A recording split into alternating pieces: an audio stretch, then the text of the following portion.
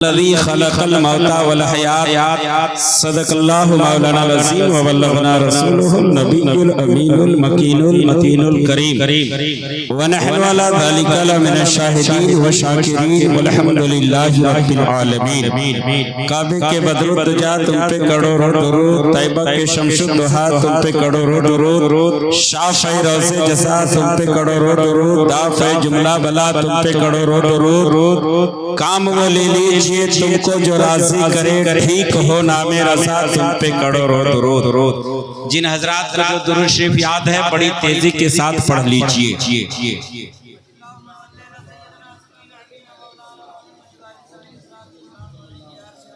सल्लल्लाहु तआला अलैहि वसल्लम। हजरात, आज हालात ऐसा हो चुका है कि अभी जो देख रहे हैं हम लोग, जो उलमा इकराम आए हुए हैं, किस लिए आए हुए हैं? अगर आपको सोना ही था तो इमाम साहब से मिलाद शरीफ करवा लेते, लेकिन साहिब खाना ने सोचा कि नहीं, हमारे गांव के बूढ़े बुजुर्ग जवान आएंगे, उलमा की जुबानी कुछ सुनेंगे और उस पे अमल करेंगे। जिंदगी का मकसद उसको समझ में नहीं आ रहा, जब उस पे अमल करेंगे मरने के बाद उसे फायदा होगा। इसीलिए ना, क्या जरूरत था इनको इतना उलमा को बुलाने के लिए, इतना अच्छा सजाने के लिए? अरे आंगन में एक तो चौंगा रख देता है, इमाम साहब को बुला लेता है, साले साहब हो जाता। लेकिन ये कौम उस वक्त तक बेदार नहीं होगी जब तक इस कौम के सामने से रोटी नहीं छीना जाएगा।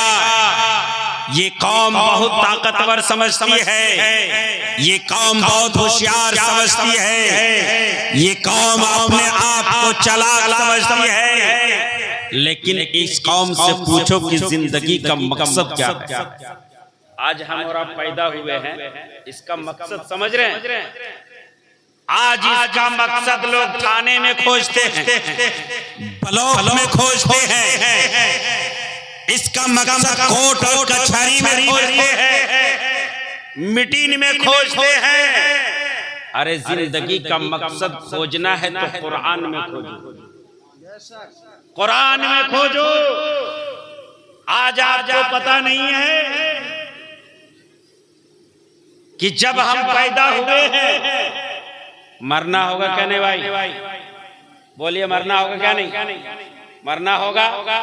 तो मरने की तैयारी हम दुनिया में करेंगे क्या? नहीं। कैसे करेंगे? आज साहिब खाना ने प्रोग्राम सजाया। क्या भाई है अमीन भाई? बताइए तो आप लोग। 6 भाई में क्या को यहाँ है? 6 भाई का उन लोग का रिश्तेदार होगा। यहाँ कितने घर की आबादी है?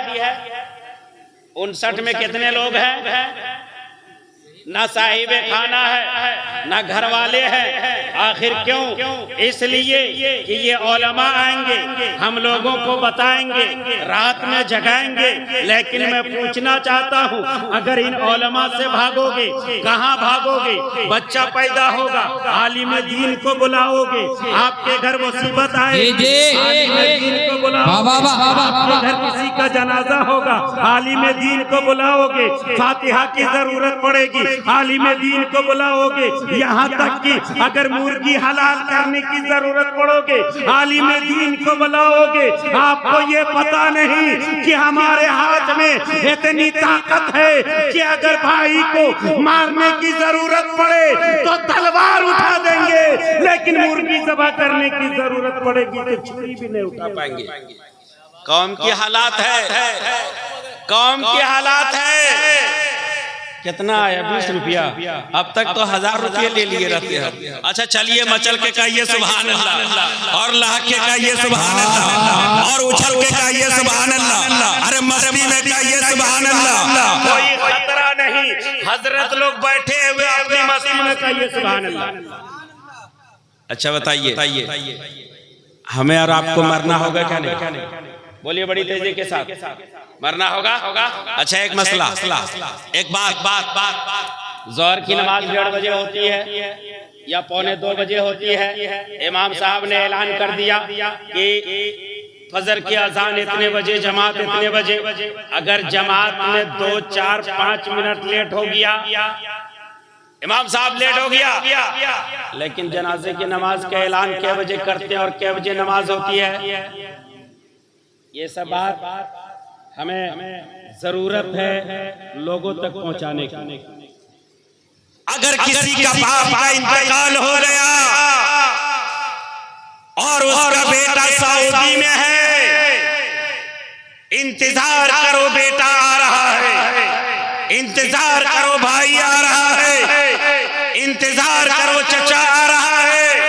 अरे कौन भाई, कौन चचा, कौन दादा, अरे उसका इंतजार किया जाता है जो बगैर नियत की नमाज जनाजा पढ़ता है। क्या है, क्या है? इसलिए मुसलमानों होश में आओ। ये जलसा, ये मिलाद, ये मिलाद, ये जलसा, ये जुलूस होता रहेगा, लेकिन इन जलसों से, इन मिलादों से कुछ सीखने की कोशिश कीजिए। आज हमारे अंदर जो मुसीबतें आती है, परेशानियां आ रही है, इसकी वजह यही है कि ना हम उलमा की बात को मानते हैं, ना कुरान पढ़ते हैं, ना अपने जिंदगी का मकसद समझते हैं।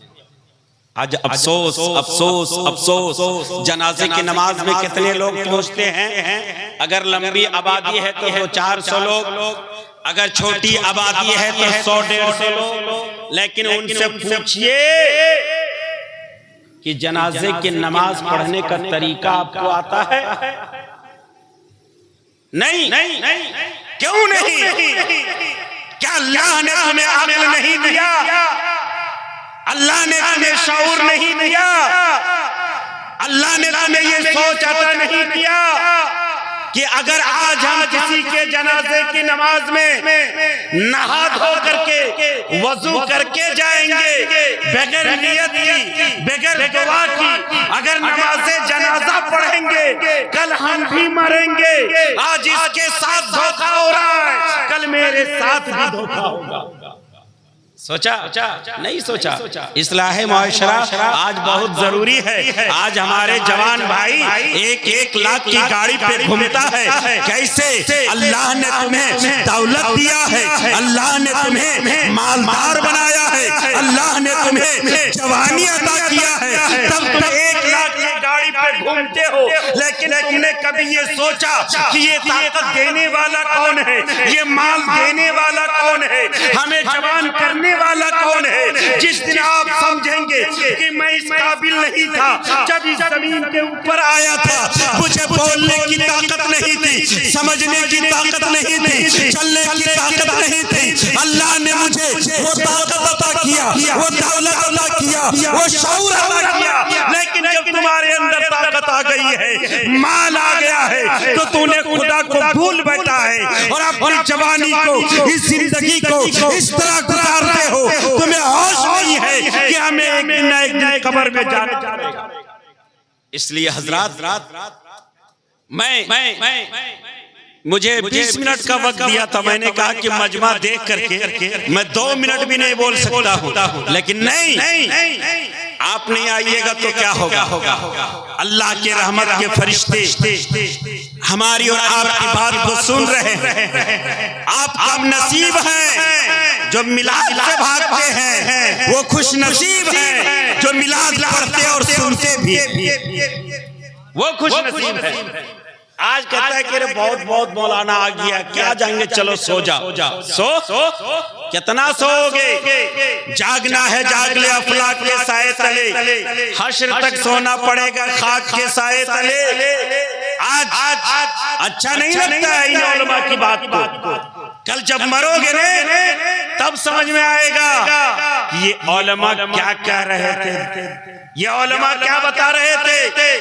आज बड़ा ही अफसोस के साथ कहना पड़ रहा है, न शादी का प्रोग्राम है, नहीं और कोई खुशी का प्रोग्राम है, ये इसाले सवाब का प्रोग्राम है। आप किसी के जनाजे में जाएंगे, आपके भी जनाजा में कोई जाएगा, आप किसी के तीजा में जाएंगे, आपके भी तीजा में कोई जाएगा, आप किसी के 40वां में जाएंगे, आपका भी 40वां में कोई जाएगा, आप किसी के बरसी में जाएंगे, आपका भी बरसी में कोई जाएगा। अगर यही माहौल रहा, यही कानून रहा, यही दस्तूर रहा, तो मामला ऐसा हो गया है कि आज हमारे और आपके बच्चे दीनी तालीम से दूर है।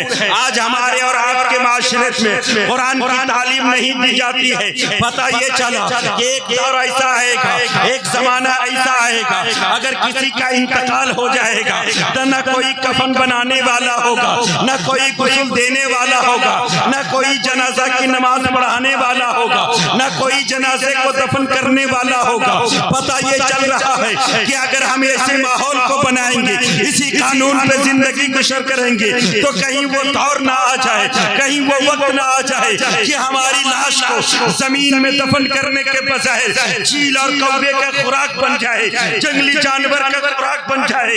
इसलिए मुसलमानों, अपने मुकद्दर पे नाज करो कि अल्लाह तबारक व तआला का ये कितना बड़ा शुक्र एहसान है कि हमें और आपको उम्मत मोहम्मदिया में पैदा किया।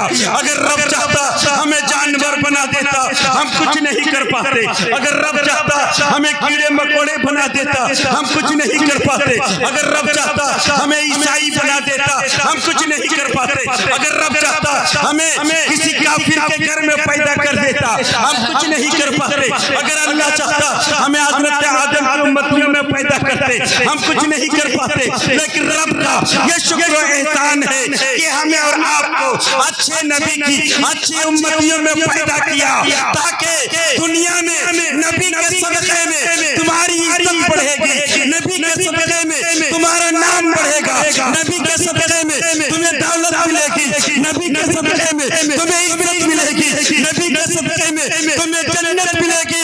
इसलिए मुसलमानों, अल्लाह ने हमें और आपको अच्छे नबी की अच्छी उम्मतियों में पैदा किया है। कम से कम उसका ख्याल कीजिए और गुनाहों से तौबा कीजिए और ज्यादा से ज्यादा नेकी काम करने की कोशिश।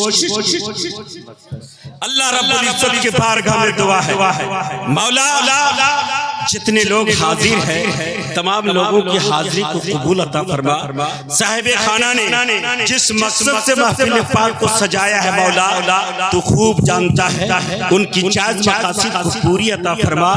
मौला इस मिलाद पाक में अब तक जो कुछ पढ़ी गई है, इसका सवाब आली जनाब अमीन साहब की अहलिया मोहतरमा की रूह में नजर है। मौला कबूल अता फरमा। मौला उनकी जिंदगी में चाहे गुनाह सगीरा कबीरा जाने अनजाने में गुनाह हुई हो, मौला इस मिलाद पाक के सदके में उसकी गुनाहों को माफ अता फरमा और जन्नतुल फिरदौस में आला से आला मकाम अता फरमा। आमीन सुम्मा आमीन। वमा अलैना इल्लल बलाग। अस्सलाम वालेकुम। बहुत अच्छा माशाअल्लाह, बहुत